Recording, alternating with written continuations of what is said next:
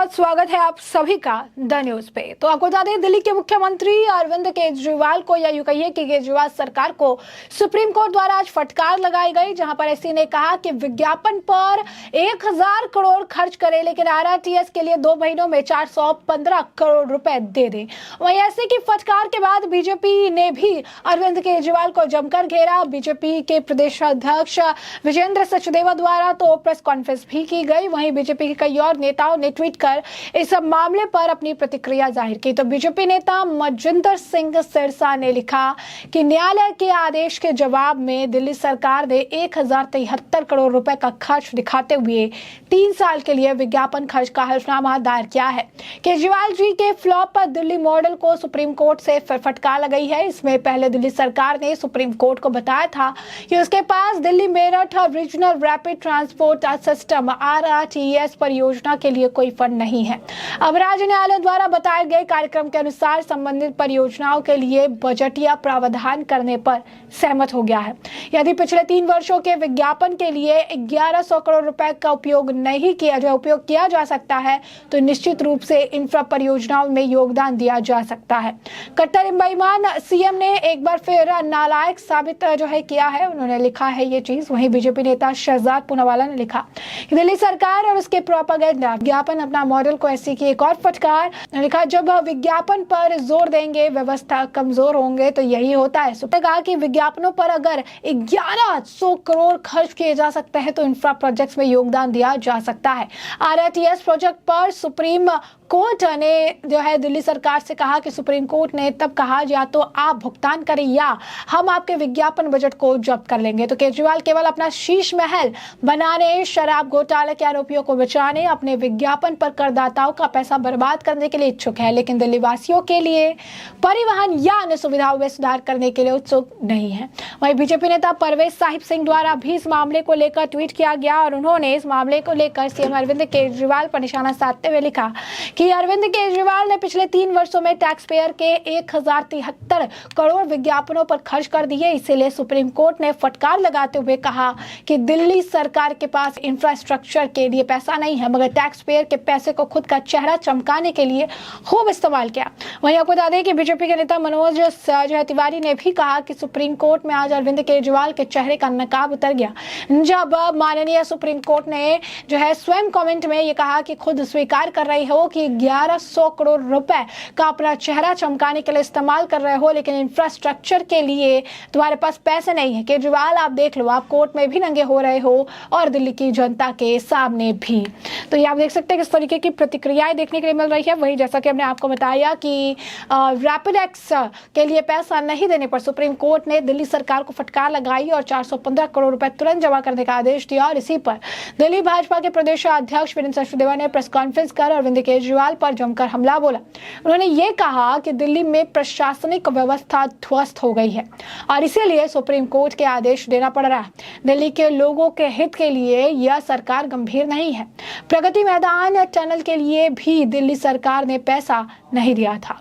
किराड़ी के जलभराव पर भाजपा ने हमला किया। भाजपा प्रदेश अध्यक्ष ने आगे कहा कि दिल्ली सरकार की नाकामी और जनता के प्रति उदासीनता के कारण दिल्ली में बाढ़ आई। किराड़ी में काफी समय से जलभराव की जो समस्या है, सरकार की कमी के कारण एक मासूम की जान भी चली गई। वहां के विधायक पंडित परिवार को मृतक बच्चे के शव लेकर बिहार जाने का दबाव डाला। उन्होंने कहा कि जानकारी मिली है कि किराड़ी में पहले भी इस तरह की घटना घट चुकी है। दिल्ली में बाढ़, किराड़ी में जलभराव के कारण बच्चे की मौत और सुप्रीम कोर्ट द्वारा रैपिड एक्स के लिए पैसे देने के आदेश से स्पष्ट है कि अरविंद केजरीवाल मुख्यमंत्री पद पर बने रहने लायक नहीं है। उन्होंने कहा कि प्रदेश भाजपा इनके इस्तीफे की मांग को लेकर कल प्रदर्शन करेगी।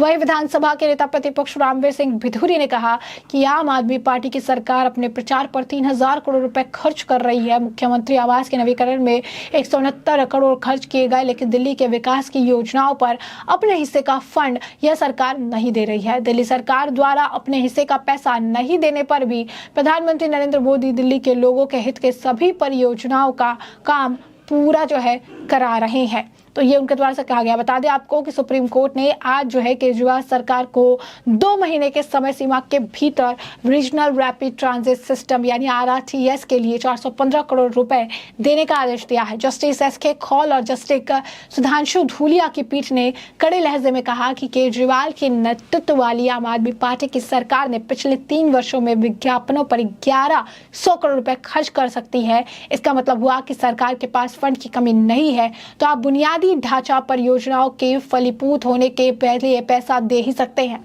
बता दें कि केजरीवाल सरकार ने RRTS परियोजना के लिए फंड देने में असमर्थता जताई थी, जिसके बाद सुप्रीम कोर्ट ने उन्हें पिछले 3 वर्षों में विज्ञापनों पर खर्च का ब्यौरा रिकॉर्ड पर रखने का निर्देश दिया था। दिल्ली सरकार के विज्ञापन का खर्च देखकर सुप्रीम कोर्ट भी हैरत में था। सरकार ने पिछले 3 सालों के दौरान विज्ञापन पर 1073 करोड़ रुपए खर्च कर डाले। यह खुलासा दिल्ली सरकार के उस हल्फनामे में हुआ जो उन्होंने सुप्रीम कोर्ट में दाखिल किया था। हल्फनामे को देखकर जस्टिस विफर गए। उन्होंने सरकार की तरफ से पेश सीनियर एडवोकेट अभिषेक मनु सिंघवी को सीधी चेतावनी दे डाली। जी हाँ, बिल्कुल सही सुना आपने, सीधी चेतावनी जो है वो उन्होंने दे डाली। सुप्रीम कोर्ट दरअसल RRTS ट्रांजिट सिस्टम से जुड़े मामले की सुनवाई कर रहा था और दिल्ली सरकार पर पिछली सुनवाई में आरोप लगाया गया था कि वह इस प्रोजेक्ट के लिए पैसे जारी नहीं कर रही है। सुप्रीम कोर्ट ने सरकार से एक रिपोर्ट तलब की थी जिसमें पिछले 3 सालों में विज्ञापनों पर किए गए खर्च का ब्यौरा मंगवाया गया था।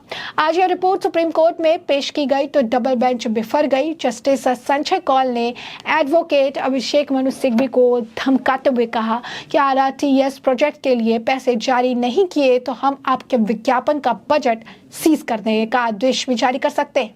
सिंघवी ने बेंच को आश्वस्त करते हुए कहा कि सरकार प्रोजेक्ट के लिए पैसे देने से पीछे नहीं हट रही है, लेकिन इसे किश्तों में बांट दिया जाए। बेंच का कहना था कि प्रोजेक्ट के लिए पैसा वैसे भी किश्तों में ही देना है। सिंघवी ने कोर्ट को आश्वस्त करते हुए कहा कि आपके आदेश के मुताबिक सरकार जो है प्रोजेक्ट के लिए पैसे मुहैया करा रही है, इसके लिए बजट का प्रावधान हम कर रहे हैं। सरकार की बात को मानते हुए कोर्ट ने आदेश जारी कर कहा कि बकाया रकम का भुगतान भी किया जाए। RRTS प्रोजेक्ट को सुप्रीम कोर्ट काफी गंभीरता से ले रहा है।